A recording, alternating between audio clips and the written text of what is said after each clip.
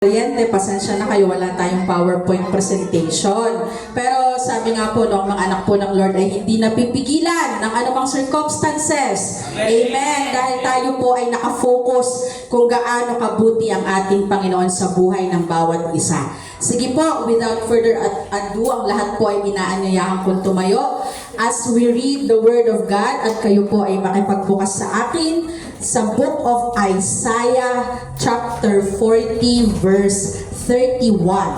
Isaiah 40 verse 31.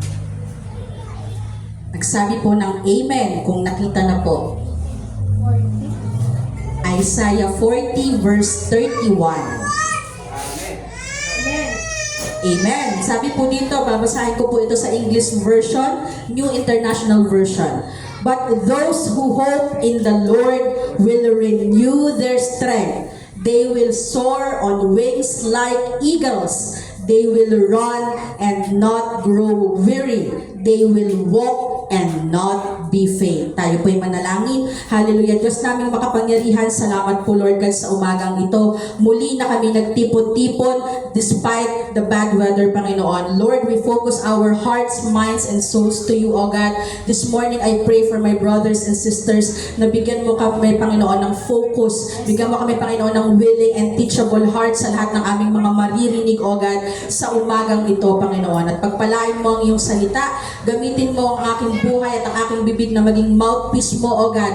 Ano man ang mga pagtutuwid, ano man ang mga pagtuturo, O God, ang siyang maganap, all for your glory, O God. Lord, bless your word this morning. Bless my brethren, Panginoon. This is our prayer in Jesus' name. Amen. Sige po, maaari po tayong magsiupo. Yan, praise the Lord po. So, napakabuti po ng Lord sa word na kanyang binigay na alam ko pong laging timely ang word ng Lord at alam ko po na lagi pong may mensahe ang ating Panginoon para sa bawat isa sa atin.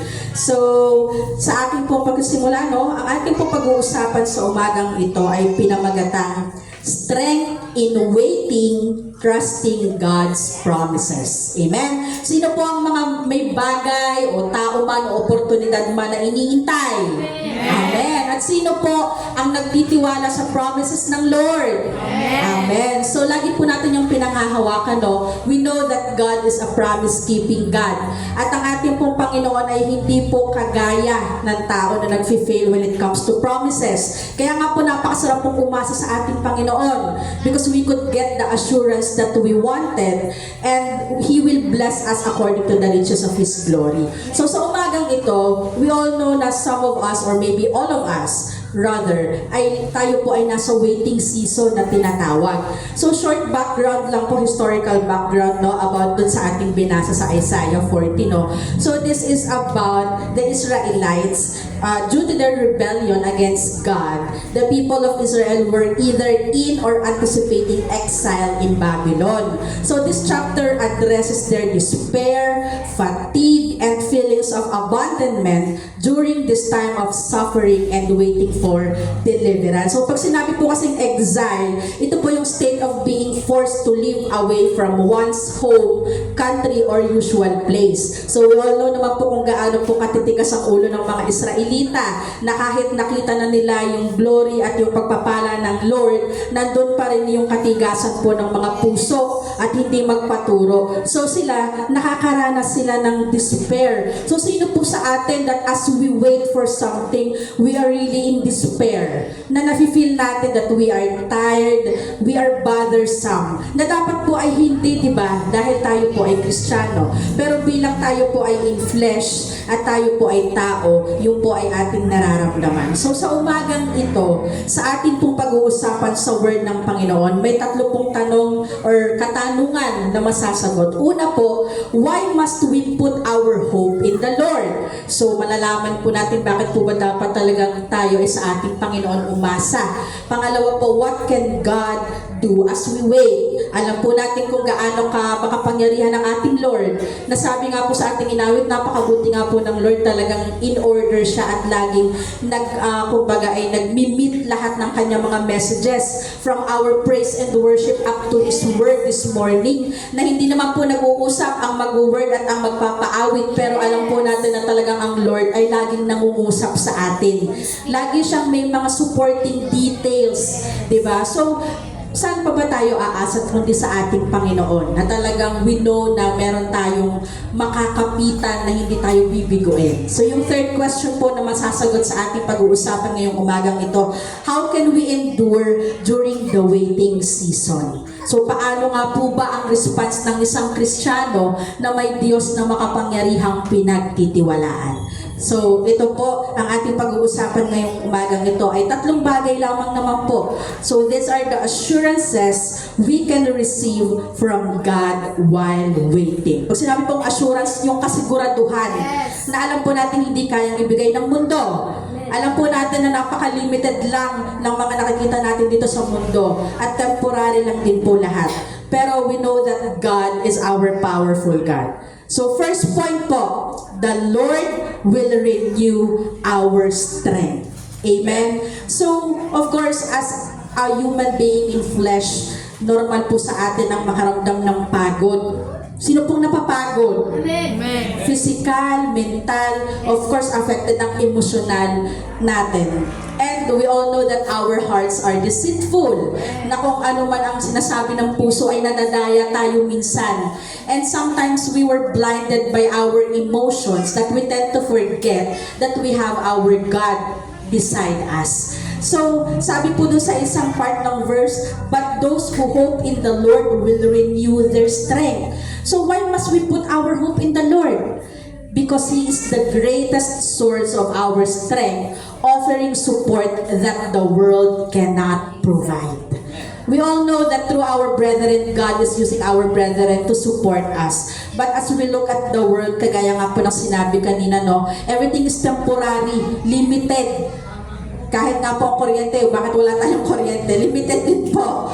Pero ang ating Lord, unlimited and powerful God.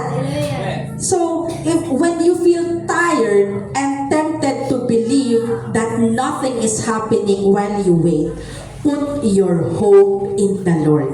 Napakadali po kasi maniwala sa ating emosyon kapag ka nag-focus tayo sa ating sitwasyon. Diba? Rhyming. Emosyon, sitwasyon. Kapag nag-focus po tayo sa sitwasyon natin, of course, all we can see, sometimes, ay yung lies pa ng kaaway. Kasi nga, emotion, mahina, ang puso, madaling madaya.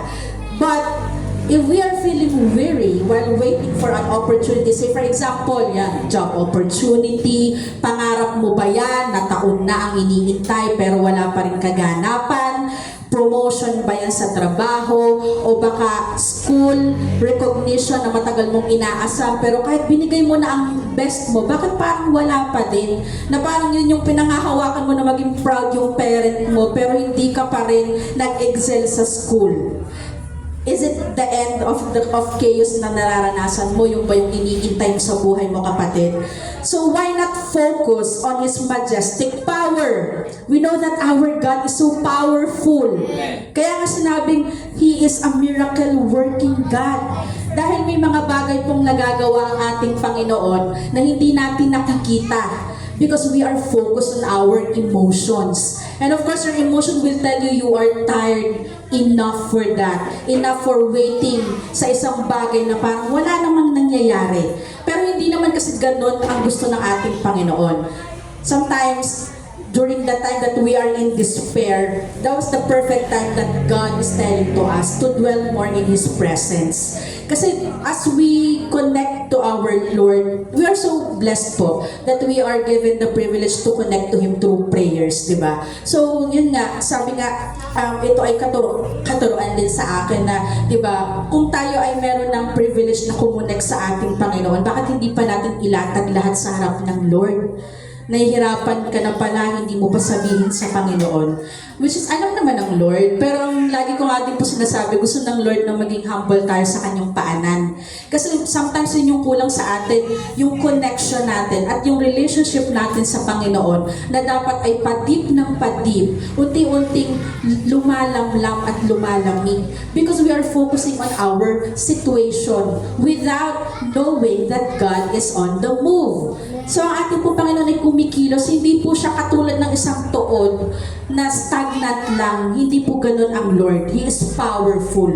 Which His majestic power can uplift our weakening bodies, minds, and souls regardless of circumstances. Lagi ko rin po sinasabi na ang power at ang kabutihan po ng Panginoon ay hindi nakabase sa kung sino tayo at kung ano yung nararanasan natin.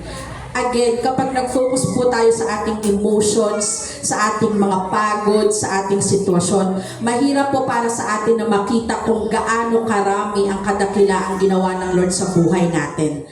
Because we are so emotional beings. So why not focus on His, though it may feel exhausting, of course nakakapagod, because we are human, placing our hope in the Lord allows us to experience His mighty power. If we will not dwell in His presence, hindi natin yun mararanasan. Because little did we know, as we tend to keep quiet and timid in front of the Lord, unti-unti na pala tayong papalayo sa presence niya. Mahirap po kapag nakasanayan po natin yon, mahirap nang bumalik. Mahirap nang maibalik yung fire na dapat ay naalagaan at hindi po napabayaan. So, if you are in your waiting season, yun po yung time na dapat mas magtiwala tayo at makipagniig sa ating Panginoon. Because technically, if we will not do that, mas magiging empowered tayo ng lies ng kaaway. Kasi pag nakitaan po tayo ng butas ng kaaway, mas madali para sa kanya na pasukin yung puso mo na dati ay fully nagtatrust sa Lord.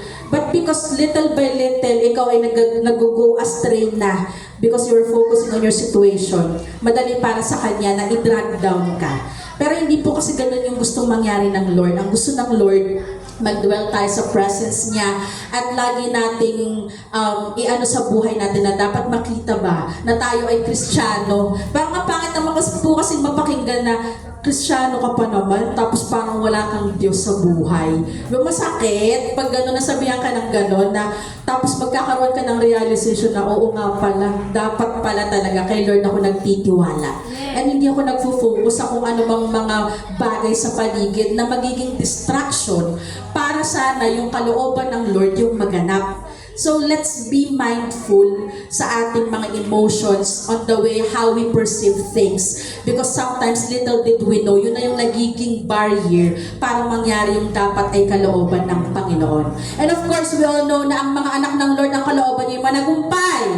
Amen. Pero dapat po, we do our part. Diba? In the end, we will find ourselves sustained by God's unfailing love. We all know that His love endures forever. So why not during our waiting season, no?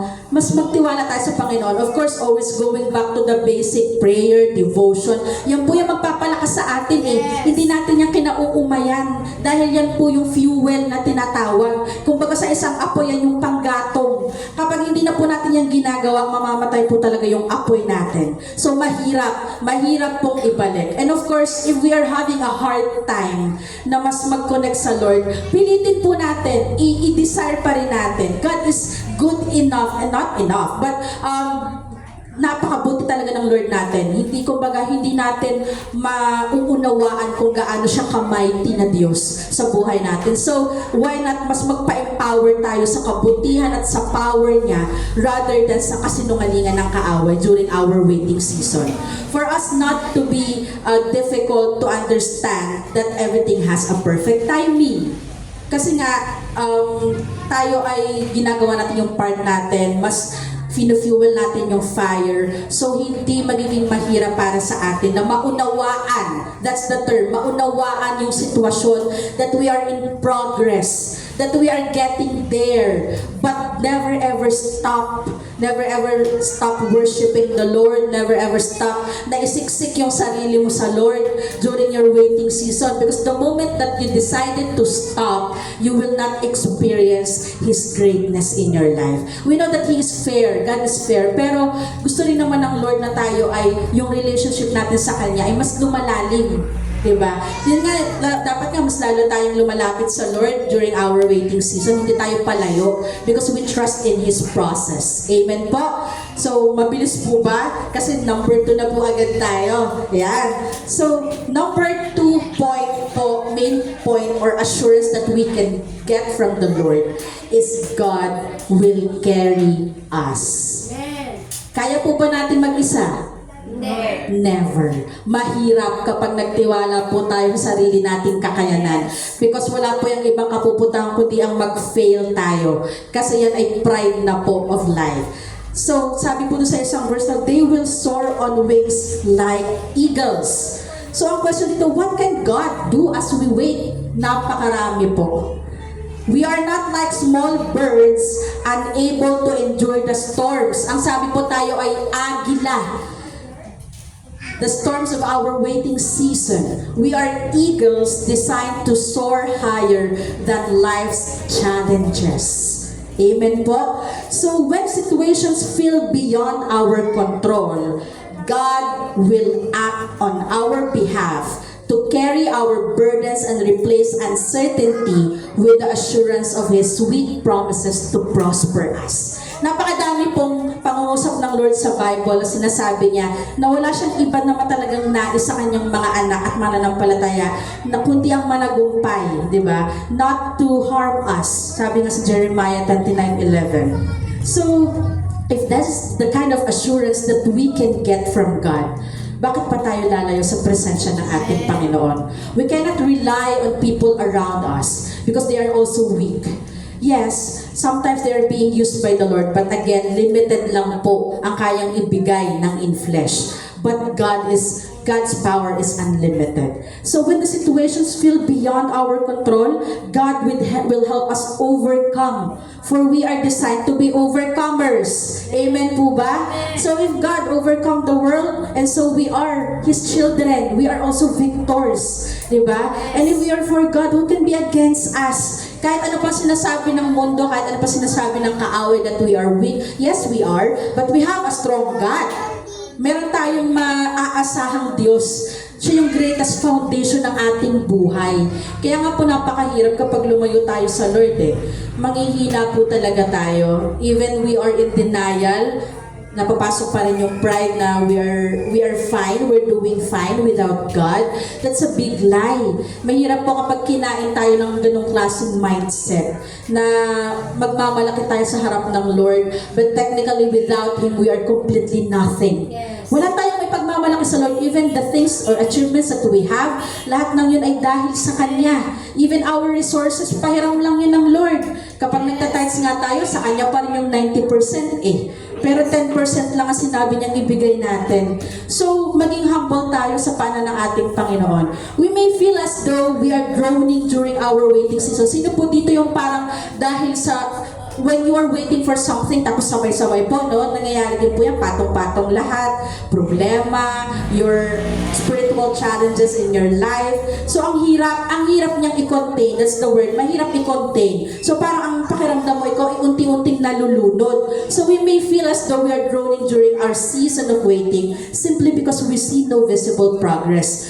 But then again, it's because we are focusing on the situation and not on the things that are yet to be seen by the eyes, but surely will happen because that is God's grace. Amen po. Alam natin na ang Lord, iba yung grace ng Panginoon. Even we don't deserve it, still He gives us things or opportunities. Kasi ganun po yung pag-ibig ng Lord eh. So gawin naman po natin yung part sana natin, no? So, if that is how we felt, that we are groaning, the reality is God's design is for us to soar higher like eagles. Even in the midst of emotional storms that make us feel incapable of rising above. So when the hunters, itong mga hunters na to, di ba eagle may mga hunters, syempre yung mga spiritual enemies na hindi man natin nakikita, pero kaya din nila tayong i-drag down kasi nga, tayo na yung nagkaroon ng pagkukulang, kaya napapasok yung puso natin ng mga maling intensyon, kumbaga. When the hunters of our waiting season aim to bring us down, God declares that our wings will soar higher like eagles. So, if God is above all things, panghawakan natin yon, kapatid.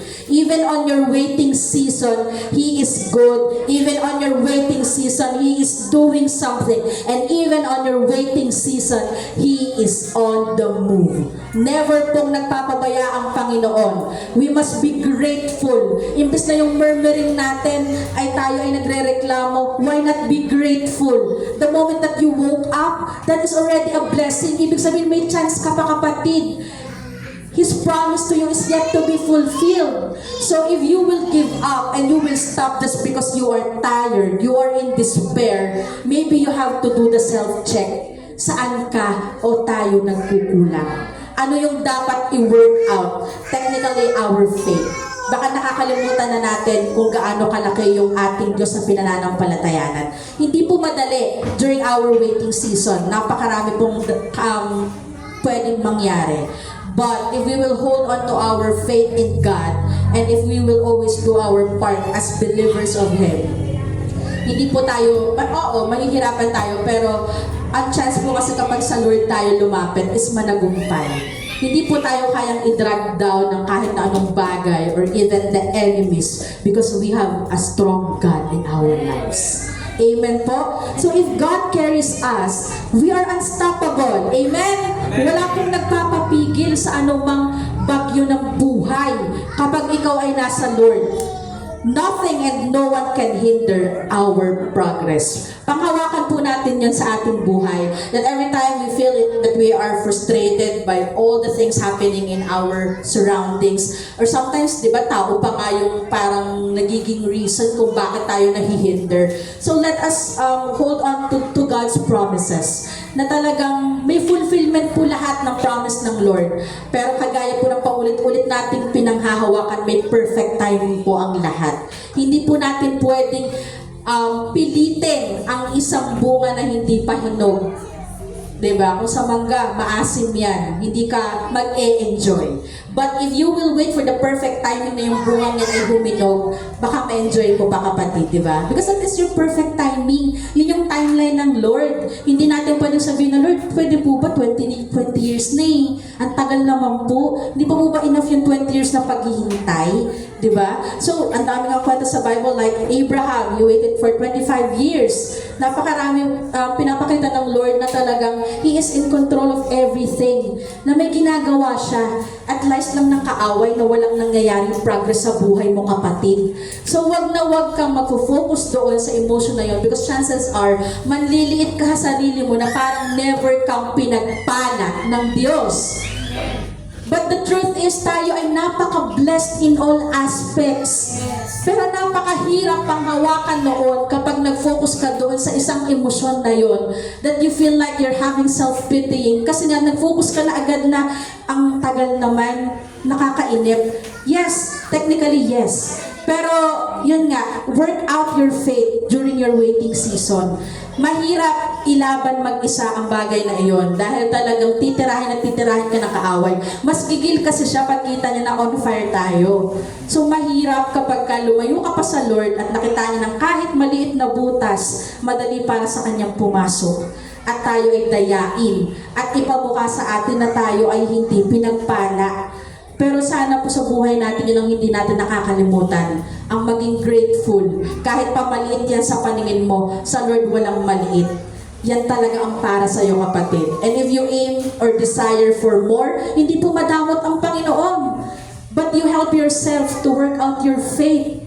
And to be a light then to other people na may Diyos kang pinananampalatayanan. Na hindi ka parang pinabayaan at kinawawa. So many things to be grateful for. Amen po ba? Napakadami. Hindi enough ang everyday para mag-thank you kay Lord sa kabutihan niya sa buhay natin. So napakabuti po ng ating Lord, no? He will carry you all throughout your journey. Bagyo man yan, kasama mo ang Lord. Ikaw man ay inaalon ng mga hamon ng buhay during your waiting season, nariyan ang Panginoon. He will never leave you nor forsake you. Amen. Hallelujah. Palakpakan nga po natin ng Lord. Napakabuti po ng Lord, no? So we are down to our third and last point this morning, last assurance. Pero napakarami po nito. Kumbaga, in-close lang natin sa tatlo. We will endure by God's grace. Yun po yung napakaganda. Nahihirapan ka man, God will help you all throughout your journey. So sabi no, they will run and not grow weary. They will walk and not be faint. So how can we endure during the waiting season? By simply trusting in our best support system. That is the word, support system. Our omnipotent God who has unlimited power. Ang Lord di po yan nauubusan. Never. He is the greatest resource of everything na meron tayo. So, we may think that the Lord is ignoring our cries and prayers. Again, because you are trusting your emotions. But the truth is, He has never left our side. Lagi pong nandiyan ang Lord, kaya nga siya binansagang omnipresent rather. Kasi sa kahit saan ka man makarating, kasama mo ang Panginoon. So, hindi mahirap na ikaw ay humiling o manalangin sa Kanya kasi everywhere you are, anywhere you are, God is with you. So, we will be able to walk and run with the restoration God has provided. Napagod ka, naubos ka, pero ang Lord ang magre-restore sa'yo. Yun yung assurance na makukuha natin sa Kanya. Even when we feel crippled, pilay by shortcomings, doubts, and endless what-ifs, the Lord is our crutch, saklay, shedding light and keeping us moving forward during the waiting season. Masaya po ba yun? Na alam natin meron tayong Lord na maaasahan sa buhay natin.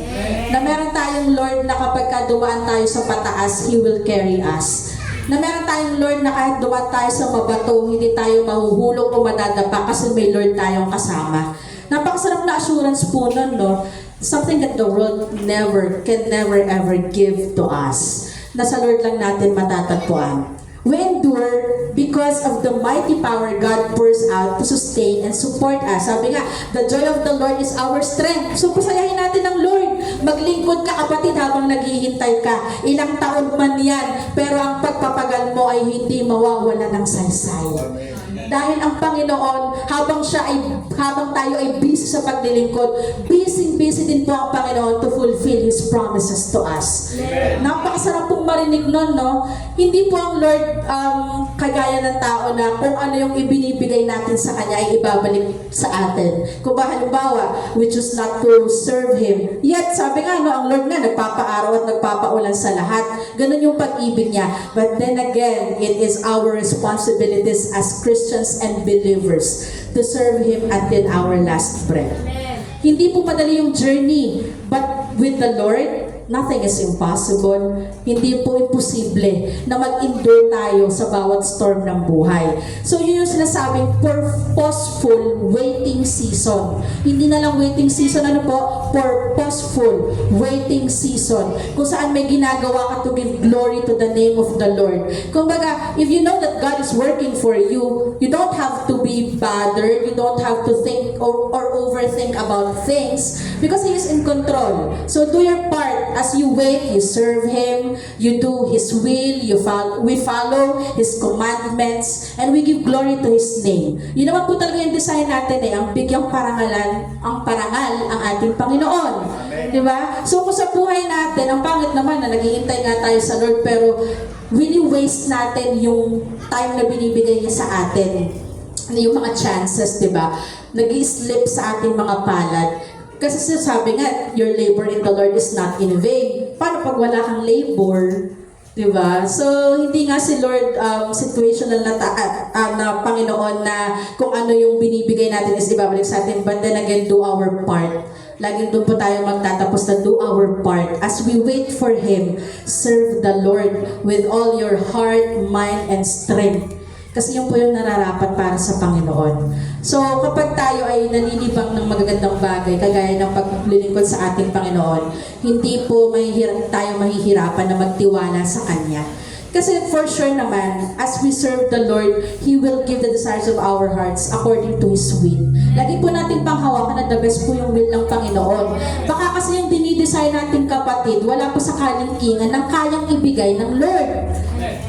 So kung nag-focus lang tayo doon at tumampo pa tayo sa Lord yung hindi ibinigay sa atin, mahirap din, di ba? So mahirap kapag dumating tayo sa point na dahil tayo ay hindi lang napagbigyan ng minsan, tumampo ka na sa Lord. Yes. Wag na wag po, dahil napakalaki pa ng kayang ibigay ng Panginoon sa atin, higit pa sa ating inaakala. Amen po? Amen. So, sabi nga, wait patiently for the Lord because one, He will come to rescue us. Yes. If you are in despair, call upon His name. If we are experiencing anxiety, the Lord is with you, the Lord is there. Just pray and be honest in front of Him. He will put an end to our uncertainties. Di natin makikita yung fulfillment ng mga promises ng Lord sa ating buhay na napakabuti niya in whatever season. Hindi po kasi nababatay sa sitwasyon natin yung kabutihan at kadakilaan ng Lord. Di ba? He will fulfill His promises. Yun po yung panghawakan natin. Matagal man, hindi mo man timeline, i-fulfill ng Lord ang kanyang pangako. Because He is a promise-keeping God. Hindi siya sinungaling at mas lalong hindi ipahihiya ng Lord ang kanyang sarili sa kanyang mga anak. Mapanghahawakan po natin yun na napakabuti ng ating Panginoon. So ano po yung final message na makukuha natin sa word niya this morning, no? Embrace your waiting season with a grateful heart, for it is God's preparation stage for you. Inihahanda ka lang kapatid, hindi ka pinabayaan. Your best is yet to come. And by the time that Jesus will come, that is the fulfillment of God's promise to us. No more pain, no more cries, no more what ifs, no more buts. Yun na yung fulfillment ng pangako ng Lord sa atin, yung redemption na tinatawag. So during our waiting season, maging grateful po yung puso natin. Every day, let's make it a practice to be grateful to the Lord. Kasi hindi na nga yung enough yung simple na thank you lang kung gaano siya kabuti sa buhay natin. Pero kung ano yung makayanan natin, why not, di ba? Give our best for the Lord. Serve Him, honor Him through our actions, through our lifestyle. Hindi po siya madali, but with Him, nothing is impossible. Amen. So panghawakan po natin na never tayong inabandona ng ating Panginoon.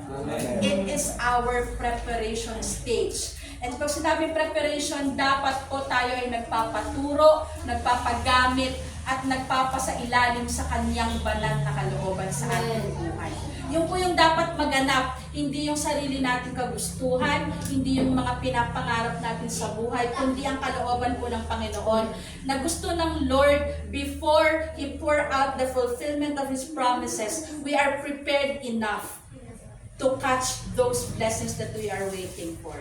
Gusto po ba natin din yun na kapag dumating yung para talaga sa atin, ano man yung iniintay natin during our waiting season, ay tayo po ay handa at hindi natin masasayang. That's the term, masasayang yung bibigay ng Panginoon sa atin. Of course, we want that. Pero kailangan po natin maging humble sa paanan ng ating Lord. Kung tayo po sa waiting season natin, ang purpose pala ay tayo baguhin, magpabago po tayo. Kung ang purpose po pala ay tayo ay palakasin pa sa ating pananampalataya, i-embrace po natin yon. Kung ang purpose po pala ay gamitin pa tayo sa mga makabuluhang bagay during our waiting season, magpagamit po tayo at magtiwala sa ating Panginoon. Iba po ang plano ng Lord. Hindi po natin kailangang manguna sa kanyang mga plano during our waiting season. But there is just one thing that we have to do. Trust in the Lord. Amen. Magtiwala, kapatid, sa Panginoon. Purihin po ang Panginoon sa umagang ito. Palakpakan po natin ang Lord. Ito po, pray po tayo dumako sa ating First Communion. Allow me to pray for you po this morning. Tayo po ay tumayo. Hallelujah. Diyos naming makapangyarihan, salamat Panginoon sa iyong mensahe ngayong umagang ito. Tunay nga Lord na ikaw ang aming Diyos na tapat sa iyong mga pangako. Ikaw ang aming greatest assurance sa mundo nito na puno ng uncertainties, O God.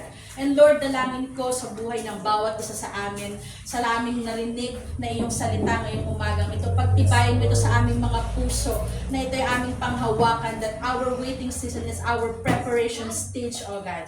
That we will only trust in you solely, O God. No matter what happens, we will continue our journey, Panginoon. Because Lord God, your greatness is not being relied on our situation, Panginoon. Salamat, Lord, sa reminder mo ngayong umaga sa buhay namin, that we will wait with a joyful heart for you, O God.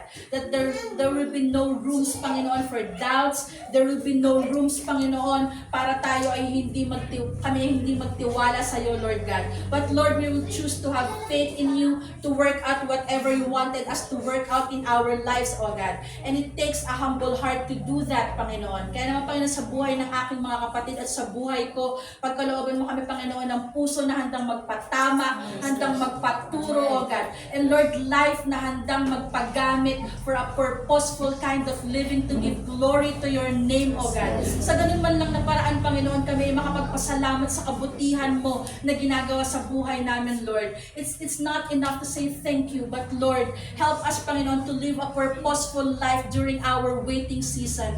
And as we wait for you, Jesus, help us, Panginoon, na magawa namin kung ano man yung kalooban mo sa buhay namin, Panginoon. Most especially, Panginoon, sa paglilingkod sa iyo, Lord God, at sa pagdadala, Panginoon, ng mga kaluluwa na wala pa sa iyo, Panginoon. Salamat, Lord, sa umagang ito, at ako, Panginoon, nananampalataya na sa buhay ng bawat isa sa amin, O God, may fulfillment, Panginoon, lahat ng iyong mga pangako. Help us, Panginoon, to have a patient heart, a faithful heart, Panginoon, a humble heart, O God, to Panginoon, na maging response namin sa aming sitwasyon during our waiting season. And Lord, salamat, for we know that you are the promise-keeping God, and there will be fulfillment of your promises. At kami, Panginoon, ay may aasahan sa iyo dahil ikaw ay banal, tapat at makapangyarihan sa lahat, Lord God. Thank you, Lord God, for your faithfulness. Thank you for your loving kindness. Thank you for your sustaining grace sa buhay ng bawat isa sa amin. And apart from you, we are nothing, Lord God.